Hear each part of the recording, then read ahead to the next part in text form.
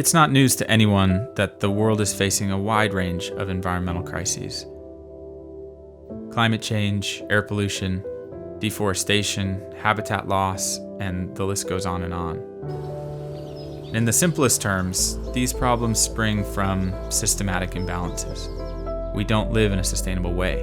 It's hard to, and people are often daunted by the scope of the problem. It's like, well, what can we do? Is anything really going to make a difference? But these environmental problems are not purely ecological. They're complex social problems.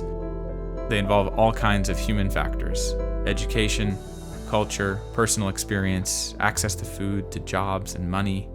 And any solution, any real solution, has to address those things too. At Ecology Project International, we believe that fulcrum point is in education. All of our programs are designed around an educational pathway that builds environmental literacy. We strengthen students' ecological knowledge. We hone their skills as scientists and as communicators. And we cultivate their sense of love and responsibility for the natural world. In the near term, the impacts from our programs are nothing short of inspiring. Our students protect thousands of sea turtles a year. They help scientists. They collect data.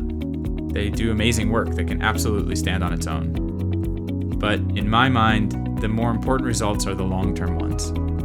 When we survey our alumni, we see the lasting impact our programs have on environmental behavior, on consumer choices, social awareness, on community engagement, and on environmental advocacy. And the list goes on and on. Our students ultimately become powerful leaders. They have the desire and the knowledge to reshape their communities in a more sustainable fashion.